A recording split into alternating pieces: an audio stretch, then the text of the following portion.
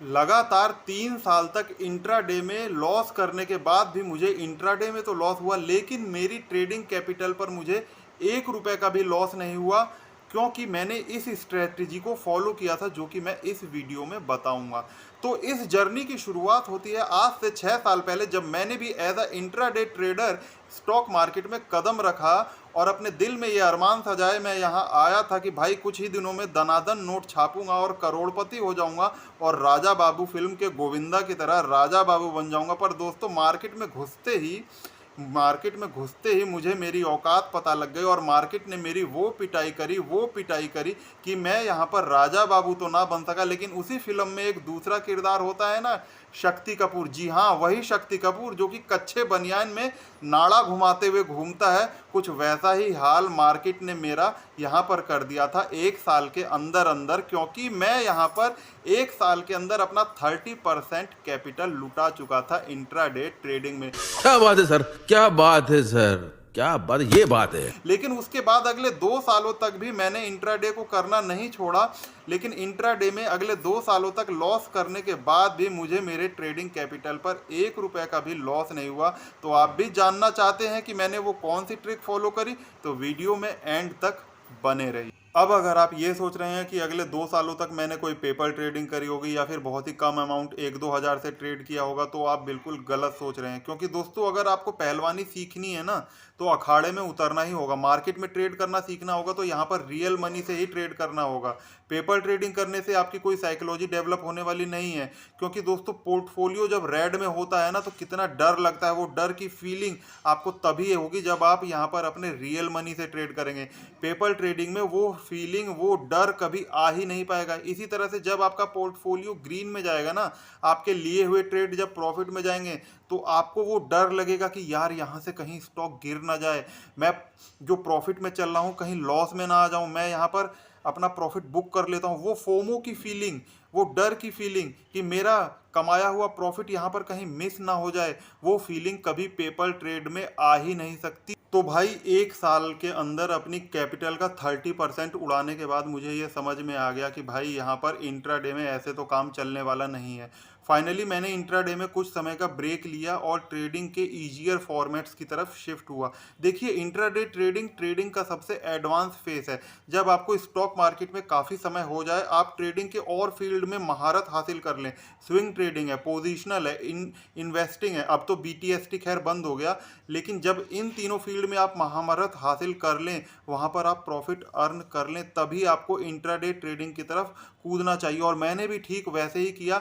Intraday से कुछ समय का ब्रेक लिया और मैंने स्विंग ट्रेडिंग पे फोकस किया, पोजिशनल ट्रेडिंग पे फोकस किया और ट्रेडिंग के इन फॉर्मेट्स पे मैंने कमांड हासिल करी। मैं रात को 1:30 बजे तक चार्ट देखा करता था, 2-2 बजे तक चार्ट देखता था। सुबह 9:15 बजे से लेके रात को 1:30 बजे तक मैं मार्केट को ही एनालाइज किया करता था। और मैंने फाइनली स्विंग ट्रेडिंग और पोजिशनल ट्रेडिंग पर कमांड हासिल करी और वहाँ से मैं फाइनली प्रॉफिट अर्न करने लगा।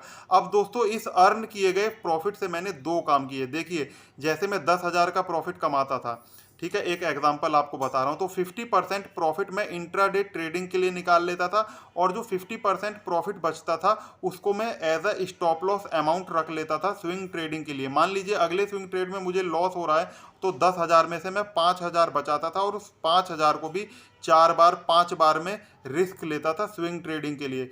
तो ताकि अगर मेरे को स्विंग ट्रेडिंग में कभी लॉस हो जाए तो मैं इस कमाए हुए प्रॉफिट से उस लॉस की भरपाई कर सकूं। और 50% अमाउंट जो मैं बचाता था 10,000 में से 5,000, उस 5,000 से मैं इंट्राडे ट्रेडिंग में रिस्क अमाउंट, ये 5,000 ओनली रिस्क अमाउंट होता था। देखिए, ट्रेडिंग में ज़्यादा से करता था, लेकिन मैं रिस्क हमेशा 5,000 का लेता था, वो भी मल्टीपल ट्रेड्स में। जब इस 5,000 को मैं इंट्राडे में खर्च कर देता था, तो वहाँ पर मैं इंट्राडे ट्रेडिंग को बंद कर देता था और फाइनली फिर से मैं कुछ टाइम का ब्रेक लेता था और मैं स्विंग ट्रेडिंग में वेट करता था कि मैं फिर से कुछ प्रॉफिट अर्न कर सकूं। और जब मैं स्विंग ट्रेडिंग, पोजिशनल ट्रेडिंग में फिर से कुछ प्रॉफिट अर्न करता था, तो उस प्रॉफिट में से, कमाए हुए प्रॉफिट में से अगेन 50% को मैं as a stop loss amount रख लेता था स्विंग ट्रेडिंग और पोजिशनल ट्रेडिंग के लिए। और जो 50% स्पेयर मनी होता था, उससे मैं इंट्राडे ट्रेडिंग किया करता था। और मान लीजिए मैंने 5,000 का अमाउंट निकाला है इंट्राडे ट्रेडिंग के लिए, तो मैं पर ट्रेड 500 रुपये 600 रुपये ऐसे ही लॉस लेता था, जिससे कि मैं आने वाले 15 ट्रेड 20 ट्रेड कर सकूं टेंशन फ्री होके। क्योंकि अगर मेरे को इन ट्रेडों में लॉस भी हो गया तो मेरे ट्रेडिंग कैपिटल पर कोई फर्क नहीं पड़ने वाला, मैं अल्टीमेटली कमाया हुआ प्रॉफिट ही लूज करूंगा यहाँ पर। तो वहां पर मेरे को साइकोलॉजी बिल्डअप करने में काफ़ी मदद लगती थी। अब देखिए दोस्तों, यहाँ पर यह भी नहीं होता था कि मैं अंधाधुंध ट्रेड लेता था इंट्राडे में। वहां पर मैं अपनी गलतियों से सीखता था, अपनी गलतियों को नोट डाउन करता था और कोशिश करता था कि जो गलती मैंने पिछले ट्रेड में करी है उस गलती को अगले ट्रेड में ना करूं। मैं वहां पर अपनी गलतियों को लिखता था, क्यों मैंने यहाँ पर लॉस किया, क्या मेरा सेटअप फेल हुआ है, क्या यहाँ पर कोई कैंडल फेल हुई है, आखिर लॉस का रीज़न क्या है, क्या मैंने कोई ओवर साइज की पोजीशन बनाई है जिसकी वजह से मैंने लॉस किया है, क्या मैं ग्रीड में आके प्रॉफिट को बुक नहीं किया है। मैं हर एक छोटी से छोटी चीज़ को लिखता था और कोशिश करता था कि उन गलतियों को अगले ट्रेड में ना लूं। और मैं पेपर ट्रेडिंग करके वो साइकोलॉजी, वो गलतियां कभी सीख ही नहीं सकता था। तो फाइनली इस तरह से करते करते धीरे धीरे मैं इंट्राडे में ब्रेक इवन पर आने लगा। यानी कि 2 साल के बाद वो सिचुएशन आने लगी कि ना तो मैं इंट्राडे में प्रॉफिट कमा पा रहा था, ना ही लॉस कर पा रहा था।